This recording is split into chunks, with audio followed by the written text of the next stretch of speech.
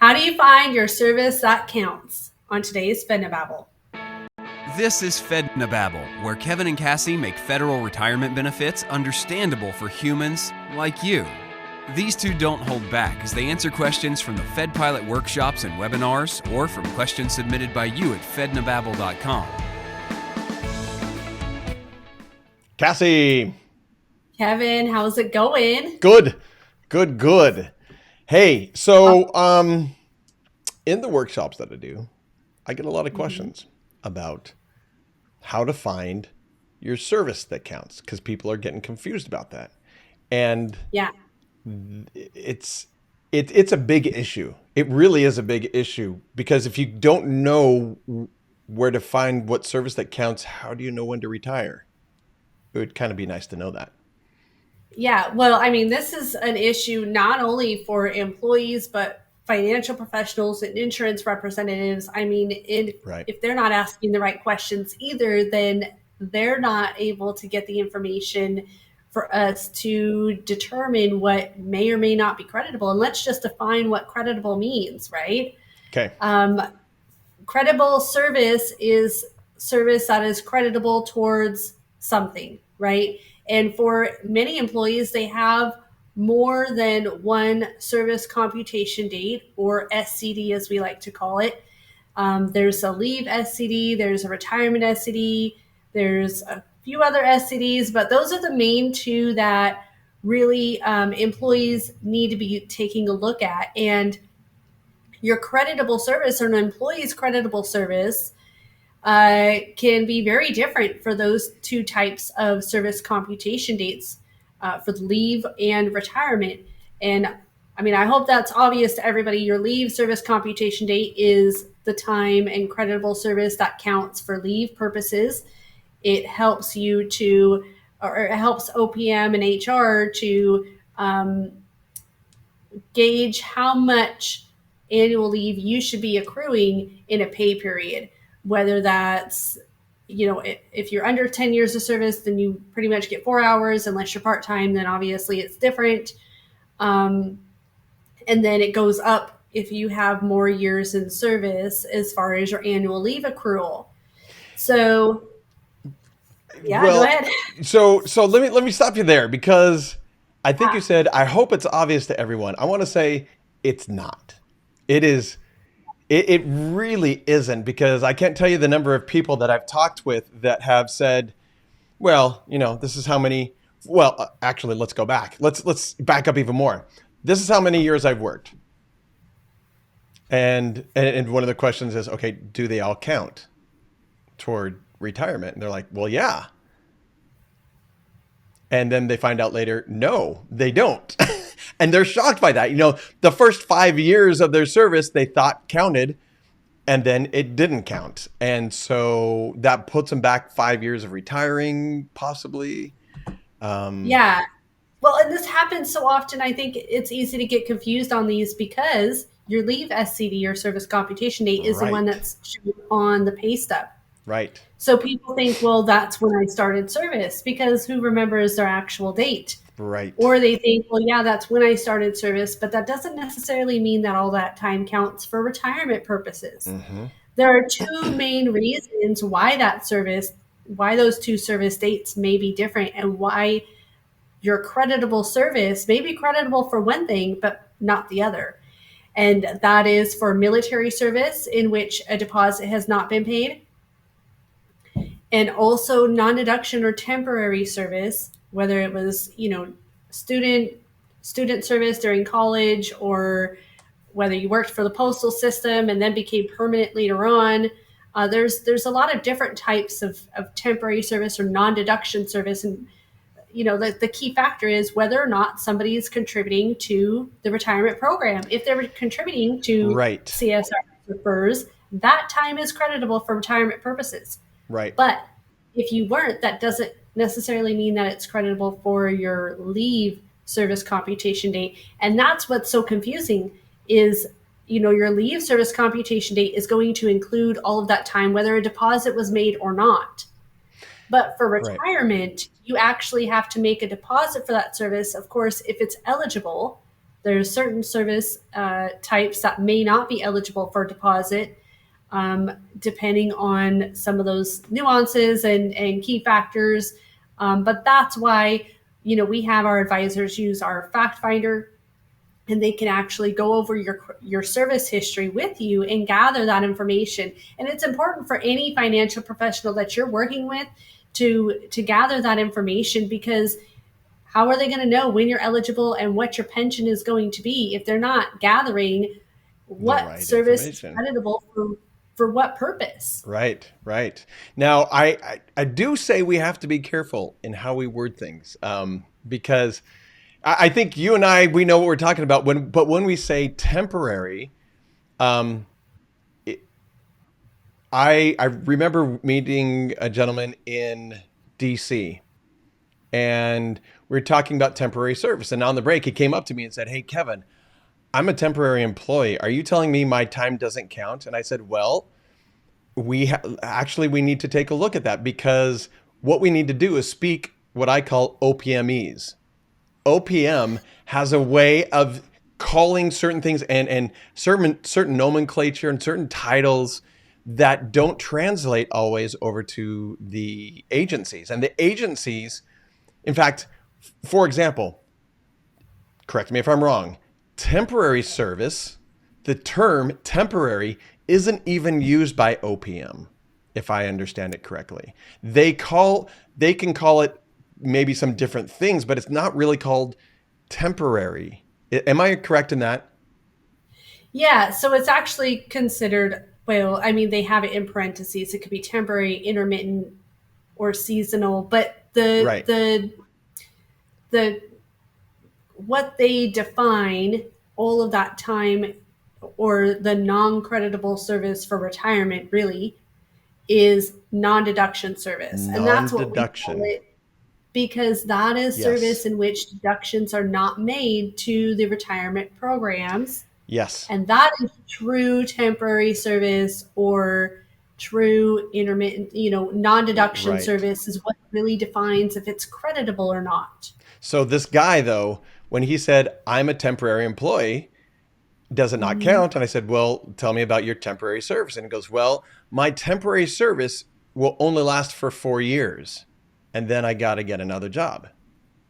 And I said, "Okay, are you paying into the first program?" And he said, "Yes." And I said, "Well, then it counts." He goes, "But it's temporary service." And I said, "I know, but that's just what your agency calls it." Okay, so here's the kicker. That's a temporary appointment, not So, necessarily temporary but service. he called it temporary service, which I mean, Mhm. and the whole point of this is that the way we talk about these things, we have to dive in deeper. We just can't. And when I say we, it's people like you and I who deal with this, like advisors who deal with this. Someone who, they may, a federal employee just may say, "I have temporary service," and everyone goes, "Okay," because it really doesn't matter to other people. But when you and I are trying to figure, when you're doing reports, for example, you have to know, actually, does it count toward your retirement or not? Is it non-deduction service according to OPM? And that's what really matters. It's according Yeah. to OPM, not according to HR. I'd love to say that HR's numbers, HR's titles don't matter. I mean, I really don't care what HR calls it. I want to know what OPM calls it, and if OPM counts it as service. That is what matters. Right. Well, and here's the other thing is DOD. You'll see this a lot with DOD too, where they get hired and they have to go through all of this, the hiring process, right? So Yeah. they'll get hired, they'll be eligible to start their job, but they might be waiting on like their federal background check and all of these other things until they become quote unquote permanent. This happened with my husband. In fact, he was considered a temporary Right. employee for I want to say almost 2 years before he became what they called permanent. And this is because it was just a hiring package information. He was still contributing to FERS during all of that time. And so technically all of that service was creditable for retirement purposes. It was deductionable service. It was creditable Right. service. It wasn't, in fact, true temporary service where it was only, you're contracted for maybe a certain time frame and you're not contributing to the retirement program, Yeah. right? So the temporary service we're talking about is like if you were to go and help FEMA for something and Good. it's for a 6-month contract, you're not considered a federal employee because you're not contributing to the federal program. You're only going to be there for 6 months and then your term is up. Yep. Like there, that's true temporary service. But if IRS you does are the same thing, contributing to the right? FERS program, retirement deductions are being taken out, then Right. that service will count. And so that's what, it's so hard to determine. And people will send in SF50s and think, oh, well, that will tell me if it's, but we need all of those SF50s to really figure out when did that temporary service time start? When did it stop? Right. Because if you look at your service computation date on an SF50, it's your leave service computation date. It's the same one that you find on your pay stub. It doesn't tell me anything. This gets so darn confusing. And so when I'm in a workshop, I say, okay, we need to figure out, one of the first things we need to do is figure out how many years of service you have. So how do you all figure that out? And I get three main answers. People raise their hand and say, well, I know I started on January 1st, 1990. So, we're 32 years away from that. I'm 32 years in. Okay, that's one way. How else? I look at my, my SCD. I look at my pay stub and I see my SCD. Okay, great. Well, how else? Well, I got a report from HR and they have a date there for me as well. And I said, great. I don't want you to use any of those because they can all be wrong. And they're like, what? Are you kidding me? I said, yeah. Now, it's possible that it may be the same. I'm not saying that it isn't, but we've seen way too many that you cannot count on any of those methods to be positive. Yeah, and let's just be fair. Some HR estimates they do have the actual retirement service computation date, and so they will define that out. But most of them don't. Right. They'll probably use your SCD or whatever you give them, unless they're actually looking at your EOPF and determining what service is credible for that retirement, for those retirement purposes, right? So if an employee just goes on like opm.gov and does a ballpark estimate or whatever they call it now, then they might be using the wrong SCD. And so your estimate may not be accurate as far as when you're eligible to retire and or what your pension amount is going to be. Right.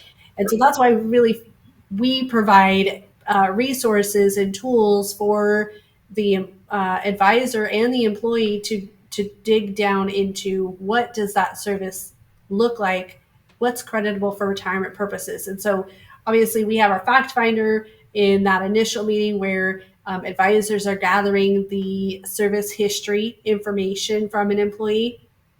But if they come back, because employees don't always remember when they were, especially if it's been 30 years since they worked for the government. Oh, yeah, I was 6 months here and, a year and a half here or whatever. If you've had any sort of break-in service or different agency service, it can be really challenging to remember if it was actually creditable service or not.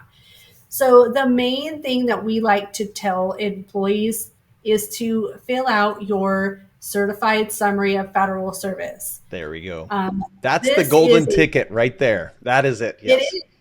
It really is. This is a 2-page document, pages 9 and 10 for FERS in your 3107 or SF 3107. It's your retirement application is where you find these 2 pages. And you can just take the 2 pages out and only fill in like numbers 1 through 5 in section A. It's like your name, date of birth, bare minimum information. Yep. Because if you fill in too much, the agency won't complete it, right? Some agencies or HR departments might even say that you can only turn in this document with your retirement application. We get that all the time. All the time. But if you look at the instructions on the top of that page in the agent for what the instructions are for the agency, it says that an employee can turn this form in to determine their service history or creditable service. Yep. And it has the CSRS and FERS handbook information there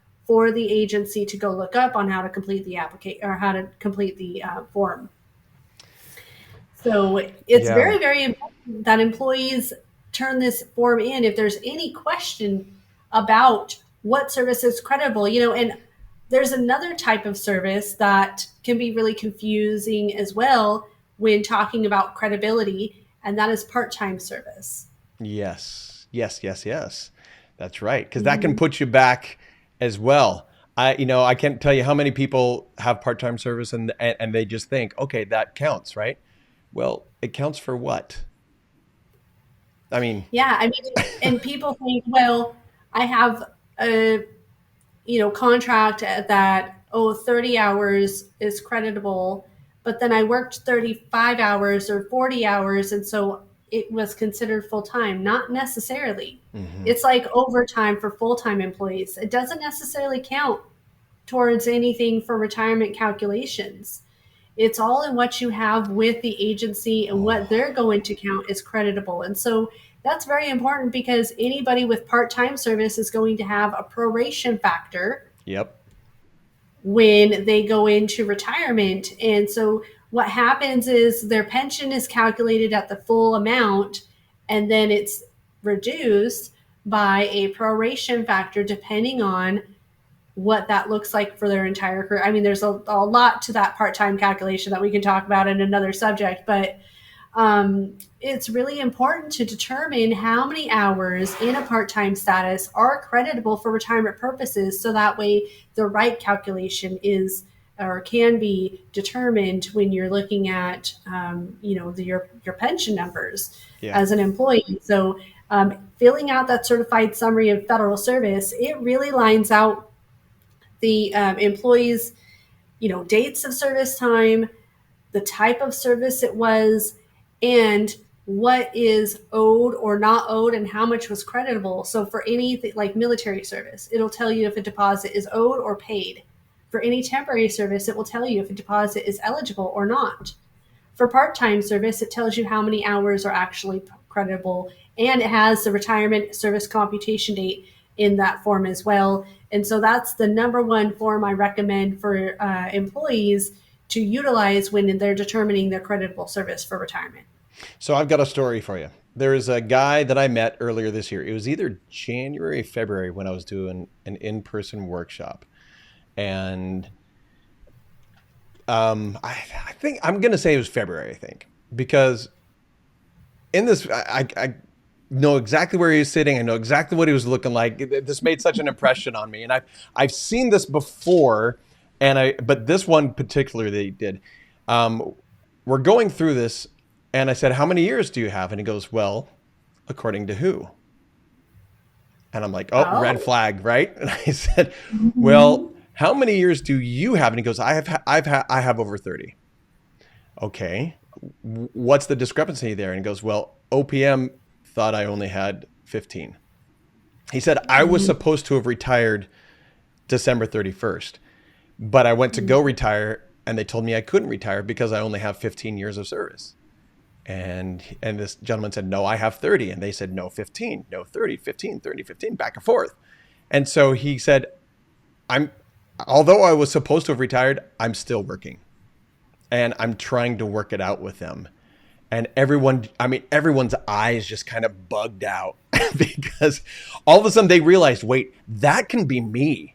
That could be me who, I'm going along thinking everything's great. I've got 30 years. I hit my MRA. Great. I'm going to retire. And wait, I can't now? You're not going to let me retire? What? And I have to keep working when I know that I'm eligible. So in the workshops, I tell everyone this the 30 Certified Summary of Federal Those, Service yes. 3701 for It's FERS. SF3107-1 There is you how go. it's Yep. at the bottom of the page. Yeah. Everyone should do it. Everyone should go fill that out and turn it in because another story. I had another lady walk up to me and say, "Kevin, I did my Certified Summary of Federal Service a few years ago. And when I got it back, my first 7 years weren't counted. It wasn't on there. They had no record of me working for the first 7 years for the first agency." Well, I'm glad you caught that early. That's good. It is so important for this document to be completed so that way an employee can understand what is in my electronic personnel file. What is Yeah. OPM going to see at retirement? Because your HR can only do so much, especially if you've switched agencies or have had a break in service or anything like that. Because, I mean, even if you have worked for the same agency, sometimes um, things get confused or Yep. lost, especially if it's been 30, 40 years Yep. when the change from CSRS to FERS has happened and all of these different things. I mean, I can't even tell you how many times we've dealt with FERCA cases, which is the wrong retirement system because people make boo-boos, right? Yep. So It happens. I it's, once heard of a the records were all in a warehouse. The warehouse burnt down. yeah. What are you going to do then, right? Yeah. In fact, my uncle, he had a similar situation where he was in the military and they lost his records. And so he went to go make a deposit for his military service and they didn't have his first 4 years. Mm-hmm. They only Mm-hmm. had his second 4 years. So he went through all the channels and did what he could to make sure that it was credible. Nobody could find his DD 214. He couldn't find a copy of it. He ended up having to go to the counselor or whoever they go to in office for the state to get these records so that way he could actually make a deposit and get credit for all of his military service. There you go. So it's very, very important. And, granted, he had years before he retired to figure this out, but most people don't. Most people or employees are figuring this out, 5 years or less from retirement because Right. that's they hear they need to do is just wait and figure it out later. No, get No. on this as soon as possible because it took him about 7 years to get those records. Wow. Wow. Wow. Wow. Wow. Wow. Well, with COVID, it delayed everything. Sure.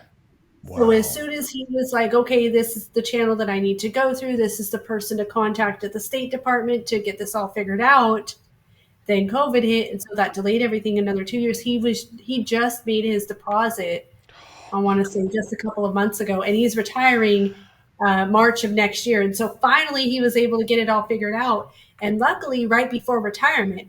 But in that case, where somebody thinks they're eligible for retirement, and now they have to work longer, and they've got to figure this all out, and people Yep. think, oh well, I'll figure it out once I retire.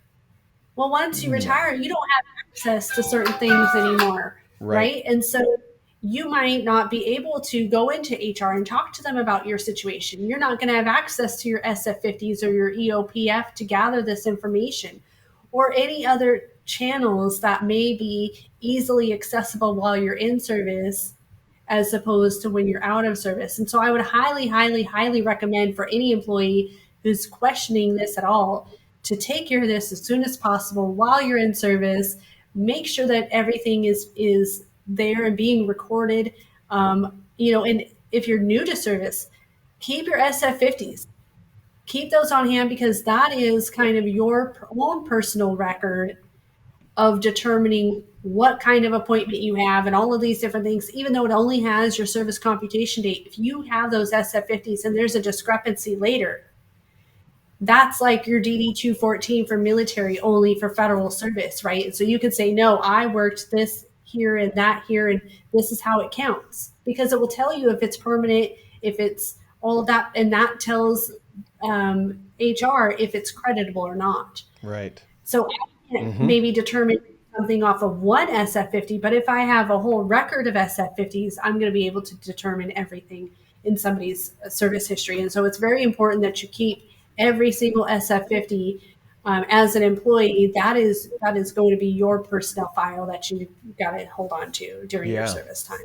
Now I'm going to flip it around a little bit because we've been talking about how this has turned out negatively for people, right? And honestly, to tell you the truth, usually it does. I mean, it's not a good situation when they find out, oh, every now and then we've seen where someone says, yeah, I have 20 years. And then they go in and they realize, no, I have 24 years. Or, I have 28 years.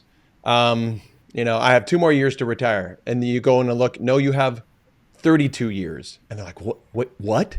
Yeah, 4 of those years that you didn't think counted actually count, and you can retire right now. They're like, woohoo, I'm out. And that's so cool to see. It doesn't happen often, but every now and then. Well, it's just like when we go back to that first story that you had where that guy, he thinks, oh, I'm in a temporary position, and so that time is temporary service. Well, it actually counts as permanent service because he's contributing to the first program. And so you might think, well, maybe that service time didn't count because I was in a temporary position. But if you were contributing, it's actually deductionable or creditable service. So it's not true non-deduction temporary service, and it actually does count for retirement. And so, you're right. Those. On the flip side, somebody can absolutely go in and find out that they have more years counted than they originally thought, and that they may or may not be eligible to retire earlier. And so that's always a good thing, right? Yes. Oh, I'm all for that. I love to see that. That is so fun. So really the takeaway from this is go fill out your certified summary of federal service, get that report from OPM.